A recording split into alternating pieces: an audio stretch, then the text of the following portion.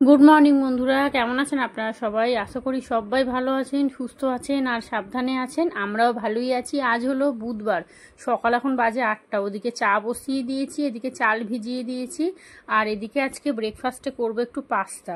তো আমি একটুখানি বাজারে গিয়েছিলাম, এখানে কলমি শাক নিয়ে এসেছি, 2 আঁটি কলমি শাক। এতটা কে খাবে বলুন তো?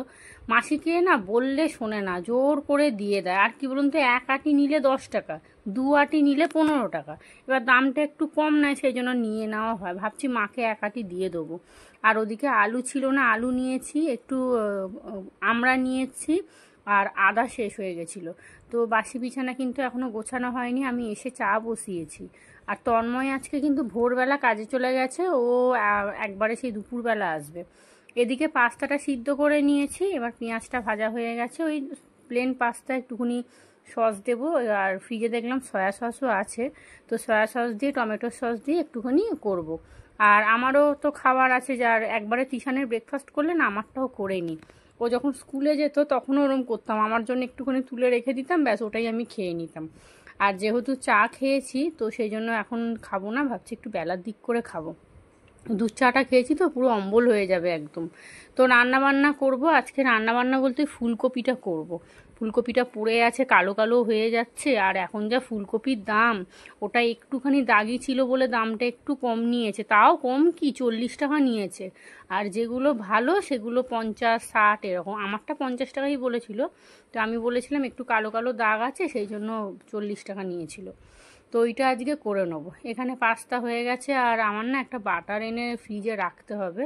তিশানকে বললাম এই সামনের দোকান থেকে ছোট একটা বাটার এনে দে, পাস্তায় দেখবেন একটু বাটার না হলে ভালো লাগে না। মুখে দিয়ে দেখলাম একদম ঠিক আছে কিনা, নুন মিষ্টি সবই ঠিক আছে। এদিকে আমার জন্য 1 কাপ চা, আর এই যে সেই ভালো মুড়িটা বললাম না, যেটা আমি মুড়ি, বাবা জানেন 90 টাকা কিলো এই মুড়িটা। আমি 500 কিনে এনে রেখেছি। আমাদের এই রামতলায় একজনই একমাত্র এই মুড়িটা বিক্রি করতে আসে, কুলগাছি থেকে আসে। তো ভোরবেলা আসে, একবারে 12টার দিক করে যায়, আবার প্রতিদিন বসে না, অনেক কিছু সিস্টেম বাবা। তো ওই দিন দেখে আমাকে যেতে হয় জানেন তো, যেহেতু আমার এখান থেকে এখন রামতলাটা অনেকটা দূর হয়ে গেছে, ওই অতটা গিয়ে ফিরে আসা না সম্ভব হয় না। আমি ওই জন্য দাদাকে বলে দিয়েছি যে দাদা আপনি যেদিন শিওর বসবেন সেদিনটাই আমাকে বলে যান, তাহলে আমি সেদিনটাই শুধু আসবো। তো বলে দিয়েছে যে বৃহস্পতিবার, শনিবার, রবিবার এইগুলো নাকি আসে না। তো যাই হোক চলুন। হ্যাঁ, তিশানের ব্রেকফাস্ট হয়ে গেছে, আমারও ব্রেকফাস্ট হয়ে গেছে। তিশান টিভি দেখছে, ওকে বললাম নিচে তুই বস। আমার ব্রেকফাস্ট হয়নি, আমি চা মুড়িটা খেয়েছি, এখন মোটামুটি পেটটা টাইট আছে। তো আমি একটু বেলার দিক করে ভাবছি ওই পাস্তাটা খাবো। আর এদিকে না আজকে বিছানার চাদরটা পাল্টাবো, তো সেই জন্য ভাবলাম জানলা খাট এগুলো একটুখানি ঝেড়ে নিই, তাহলে একেবারেই পরিষ্কার হয়ে যাবে। দেয়ালটাও একটুখানি ঝেড়ে নিলাম। প্রতিদিন মানে সপ্তাহে একদিন করে যদি একটু ঝেড়ে নেওয়া যায়, তাহলে না ওই মানে একেবারে সব কিছু করাটা লাগে না। আর একদম দেখবেন একেবারে সব কিছু করতে গেলে না খুব কষ্ট হয়। আর এখন যেহেতু রোদ্দুর উঠছে না, প্রচণ্ড গরম। আর এই যে এখানে আজকে সাদা চাদরটা পেতেছি, তিশান বলছে মা তুমি চাদরগুলো কিনে রেখেছো, তুমি বার করো না কেন? কি বলুন তো, বার করি না কি, তন্ময় না সন্ধেবেলা এসে ওই গেম খেলবে বসে, ওই বালিশগুলোকে নিয়ে পায়ের মধ্যে দিয়ে আমার যেন আর ভালো লাগে না, চাদরগুলো পুরো নষ্ট করে দেয়। আর এই চাদরটা মোটামুটি ভালো, কিন্তু ওই 2 দিন গেলেই সঙ্গে সঙ্গে তুলে নিতে হবে, সুতির চাদর তো, সাদা জিনিস দেখতে ভালো লাগে। এইখানে এই যে ভালো করে জানলাগুলো ঝেড়ে নিয়েছি, আর গ্রিলগুলো মুছতে হবে। আজকে আর মুছবো না একেবারে, না ওই ভাবছি 15 তারিখের পরে ওই একদম একদিন ঘরটা পুরো ঝেড়ে নেবো, আর একদিন বারান্দাটা তো ঝাড়া হয়নি, রান্নাঘরটা, তো ওটাও একেবারে ডিপ ক্লিন করে নেবো। তার মাঝখানে একদিন পার্লারে যাব। তো পার্লারে গেলে এবারে আমি অবশ্যই আপনাদের ভিডিও করব, কারণ আপনাদের মধ্যে অনেকেই বলেছেন যে চুল কেটেছো তুমি দেখালে না কেন। এবারে দেখাবো, দাঁড়ান আস্তে আস্তে সব কিছু করবো। তবে আমি যেমন কথা রেখেছি প্রতিদিন ভিডিও দিচ্ছি, আপনারাও কিন্তু কথা রাখবেন, আমার চ্যানেলটা সাবস্ক্রাইব করবেন। যারা নতুন ভিডিও দেখছেন, যদি ভালো লাগে চ্যানেলটা সাবস্ক্রাইব করবেন, আর কমেন্ট করবেন। কমেন্ট লাইক এগুলো হলে না রিচটা একটু বাড়ে, বুঝলেন তো, এই হলো ব্যাপার। এখন তো আর ভিডিও করতে ইচ্ছাই করে না, কিন্তু ওই আমার অনেক বন্ধুরা আছে যারা অনেক দিন ধরে আমার ব্লগ দেখছে, তাদেরকে না আমি নিরাশ করতে চাই না। আর্নিং হচ্ছে না ঠিক আছে, কিন্তু তারা তো আমার ভিডিও দেখছে। এবার দেখবেন কিছু কিছু সম্পর্ক হয়ে যায়, সেগুলো তখন আর পয়সা দিয়ে তখন আর বিচার করলে হয় না, এটাই হচ্ছে ব্যাপার। তো এখানে রান্না বান্না জোগাড় সব করে নিয়েছি, এই যে আমার পাস্তাটা রেখে দিয়েছি, আর এই দেখুন বাসন পড়ে গেছে কত।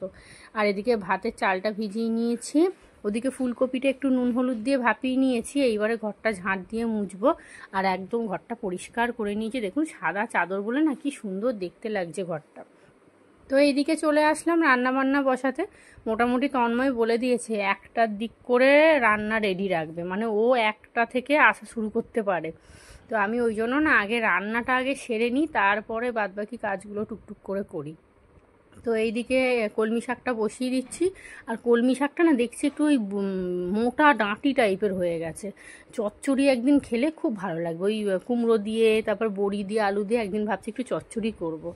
আর আজকে আমার মা বলেছে ওই চাল কুমড়ো যেটা ছিল না, ওটা তো মাকে দিয়ে দিয়েছি। চাল কুমড়ো চিচিঙ্গা টুকটাক দিয়ে দিয়েছিলাম, যেগুলো বাজার করেছিলাম আর কি।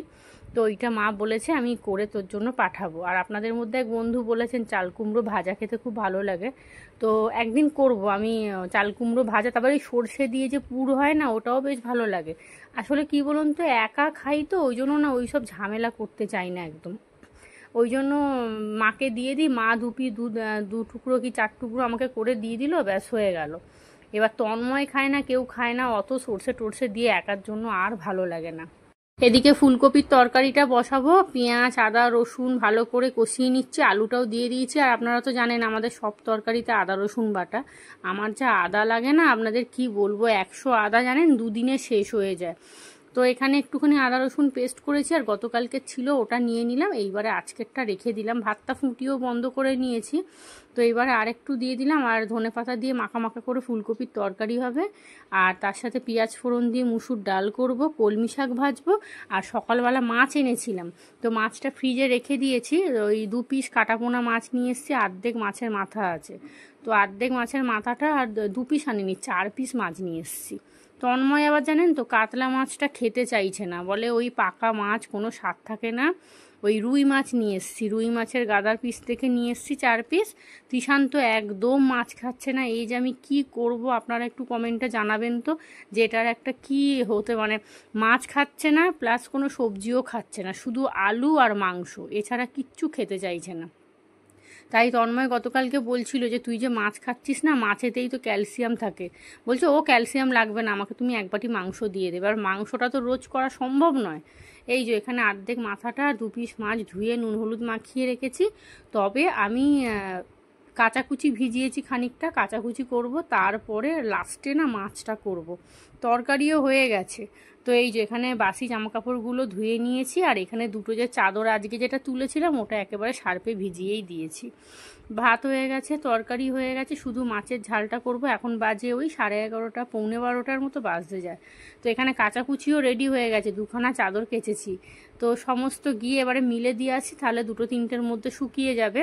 তো এখন না আগের কাজ আগে করি, জানেন তো আমার মাথায় বলে যেটা দেখবি মানে যেটা আগে করতে হবে সেটা আগে করে নিবি। আগে কি করতাম, কাঁচা নিয়ে 2টো অবধি ফেলে রেখে দিতাম, এটা খুব বিরক্ত লাগতো, শুকোতেও না। তো এখন কি করি, কাঁচাটা আগে কেচে ছাদে মিলে দিয়ে চলে আসি, ওদিকে শুকোবে আর এদিকে আমার ঘরের কাজগুলোও হয়ে যাবে। এখানে আমি ছোট কড়াটা বার করলাম, বাসন মেজে নিয়েছি। মোটামুটি কাজবাজ পুরো একদম সবই মোটামুটি হয়ে গেছে। 12:30টার মতো বাজতে যায়। মাছের ঝালটা একদম রেডি করে নিয়েছি, আর একটু ফোটাবো, ব্যাস তাহলেই বন্ধ করে দেবো। অল্প করে একটুখানি ধনেপাতা দিয়েছি।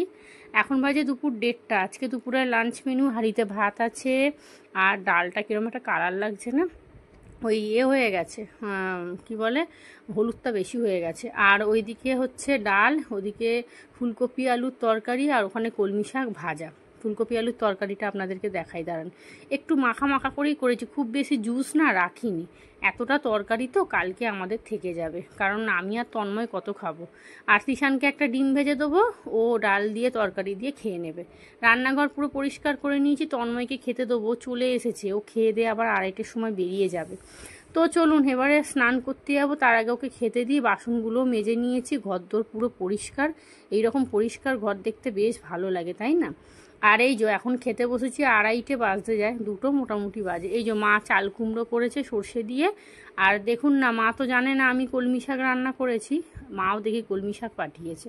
তিশান্ত চলে গেছিলো সকালবেলা, এই খানিকক্ষণ আগে এলো। এইবারে মা ছেলে খেয়ে নেবো, তন্ময় খেয়ে দিয়ে বেরিয়ে গেছে, এইবারে আমাদের খাবার পালা। তো গুড ইভিনিং বন্ধুরা, এখন হলো সন্ধে প্রায় 6টা বাজতে যায়। আজকে একটা জম্পেস ঘুম দিয়েছি, একদম 3টে 3:30 করে শুয়েছি, আর উঠেছি এই 6:45 করে। উঠেই ভাবলাম আগে বিছানাটা গোছাবো, জামা কাপড়গুলো গোছাবো, যেগুলো সকালে কেচেছিলাম সমস্ত শুকিয়ে গেছে, আর দুপুরের বাসন পড়ে আছে, তো বাসনটা আগে মেজে নেবো। তারপরে তো সন্ধে দেওয়া আছেই। আর তন্ময় ফোন করেছিল, বলছে চা বসাও, আমি আসছি, রাস্তা থেকে অর্ডার দেবে, চা বসাও। ওকে তাই বলি যে আমি তোমাকে যে সার্ভিসটা দিই কেউ দেবে না। এই ঘন্টার পর ঘন্টা রান্নাঘরে দাঁড়িয়ে এই এত রকমের রান্না করা আপনারা তো দেখেন, তো এই সার্ভিসটা কেউ তোমাকে দেবে না, সে যত ভালোই হোক না কেন। তবে এটাও স্বীকার করে যে হ্যাঁ তুমি অনেকক্ষণ, আমি রান্নাঘরে দেখেছেন তো সারাদিনই প্রায় আমার রান্নাঘরেই কেটে যায়। সকালটাতেও দেখছেন তো 2 রকম 3 রকম 4 রকম করে রান্না হয়, তারপরে রাত্রিরে এটা ওটা করে হচ্ছে।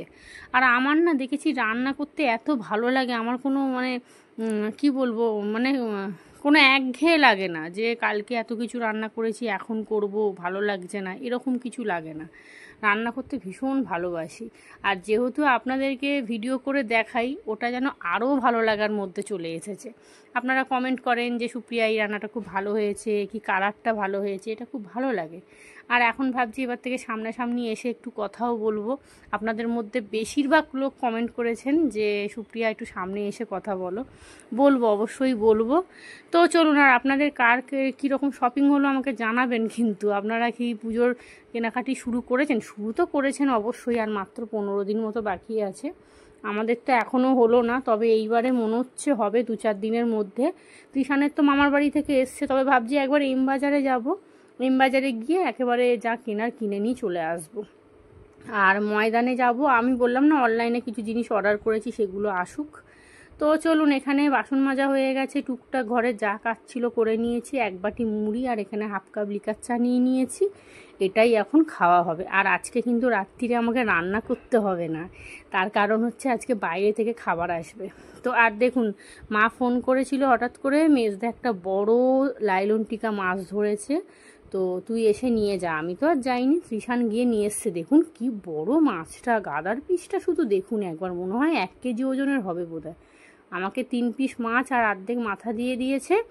আর এখানে এটা মায়েদের যেহেতু অনেক লোক তো জানেন তো, মানে ওদের লাগে, এবার আমাকে যে ওখান থেকে দেয় এটাই অনেক। আর তেলাপিয়া মাছ তো আমি ছাড়া, তৃষান ছাড়া কেউ খায় না।